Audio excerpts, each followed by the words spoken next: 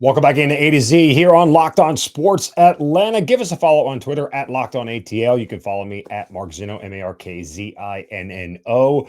Appreciate you guys interacting with us and listening to the show, watching the show. It's free on YouTube. Wherever you get your podcasts, search Locked On Sports Atlanta. You can catch A to Z and all the other great shows we got here on the Locked On Network in Atlanta, whether it's Hitting Hard with John Chuckery or ATL Day Ones with Jarvis Davis and Tanitra Batiste. I try to say their names too fast. It always trips me up. Jarvis Davis and Tanitra Batiste, ATL Day Ones. And, of course, the Braves postcast with Grant McCauley, which is after every single Braves game. So it has been a amazing start here. Two things for Locked On Sports Atlanta. We are enjoying this.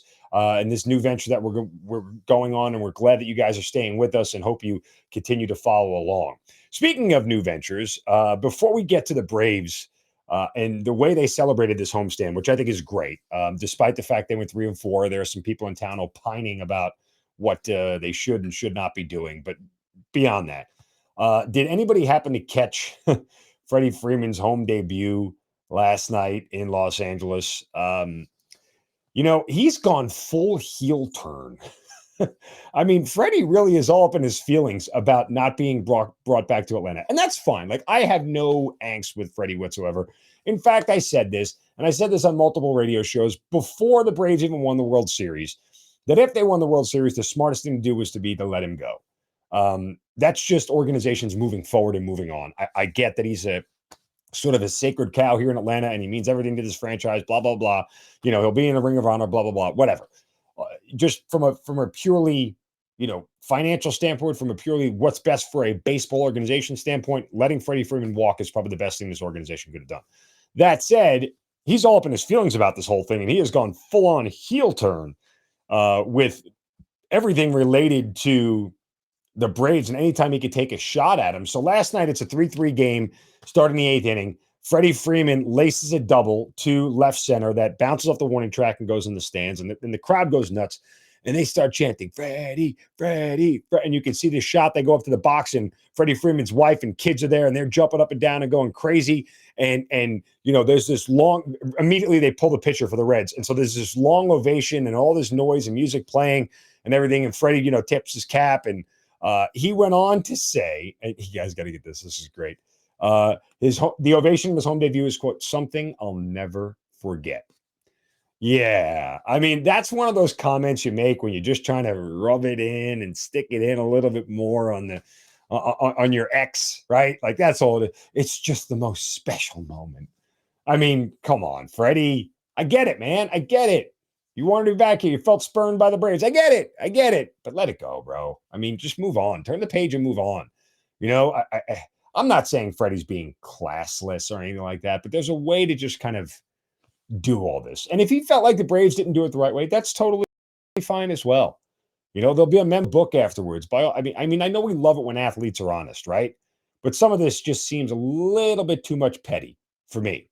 And check out my boy Jarvis Davis on his show, because they are petty, right? Like, I know Jarvis well, and he don't mind being petty. So he understands petty very much so. But that said, back to the Braves themselves, let's not worry about where they are right now. Like, the two concerns I noticed after the first homestand are the things that people are talking about the most right now. One, the strikeouts for this team and how many they have. That is a little bit alarming. And two, Eddie Rosario, who's batting like 40 whatever. Not good. And so they don't have a leadoff situation figured out yet, because I don't know if they want Ozzie there on a regular basis, on a routine basis. I don't think Snit feels that's best for him.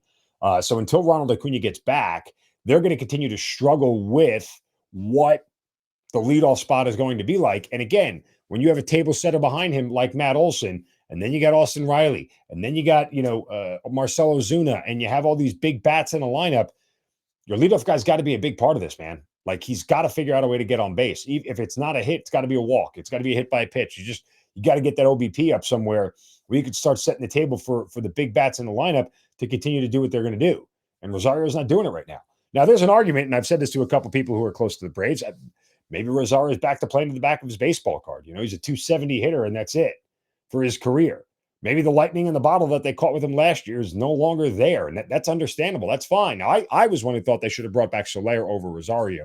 If you can only pick one of the two, I would have rather had Soler. Why? Because, well, his good spots land 475 feet from home plate.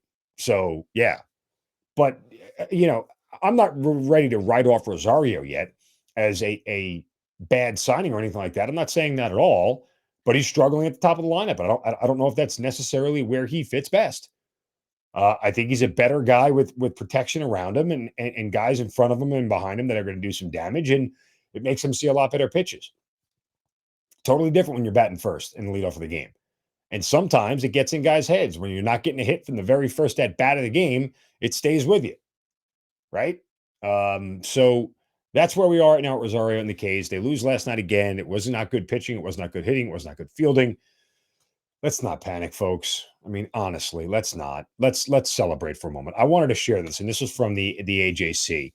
The Braves 7-game homestand opened the season, and I think this is worth bringing up because to me, like, it's okay to celebrate. Like, it's okay to enjoy what you did. The reason why part of the enjoyment of winning a World Series is that you have this opening homestand where it is just so juiced and everybody is loving every single moment of it.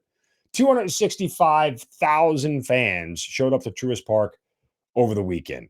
That's a quarter of a million people on a 7-game homestand. That to me is awesome. Good teams draw 3 million people in a year. So to get that number in one weekend is absolutely outstanding. 88 maniacal, crazy, got way too much money in your pocket fans spent $151 on the World Championship burger. You know that burger, the one that they had that's got the Wagyu beef and the gold leaf wrapped Hudson Valley foie gras chicken liver. It's just called chicken liver. Anyway, nobody wants to eat chicken liver, so they say foie gras. So it makes it a little bit better. It's got a lobster tail on it. Anyway, you guys are maniacs. Knock yourself out. $151. I'll pass. Burger can't be that good.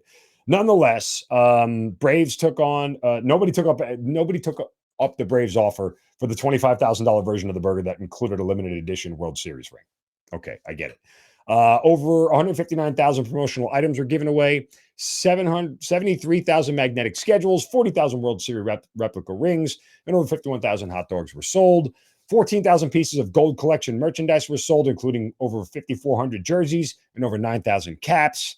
I mean, that's what it's all about. I have absolutely no problem with the Braves doing this and fans taking part in it all. That's why this is all here. That's why this is important because, World Series don't happen often for most franchises, right? Not everybody can be the Yankees or the Red Sox where they win them on the regular, every 2 or 3 years. So for the organizations that aren't, you soak all this in, man. Good for you. Who cares about a 3-4 starting out 3-4? Who cares? They're going to be fine. Don't panic about things that you don't need to panic about right now. It was a great celebration for the Braves. They earned it. The fans, everybody earned it for being part of this whole thing. Let's hope that we have more celebrating to do as the Atlanta Hawks try to clinch a playoff spot. Lauren Jabara of Hawks on Bally will join us coming up next as we get set for the elimination game between the Hawks and the Cleveland Cavaliers. That's coming up next right here on Locked On Sports Atlanta, free on YouTube and wherever you search for a podcast. Search Locked On Sports ATL. We'll be right back.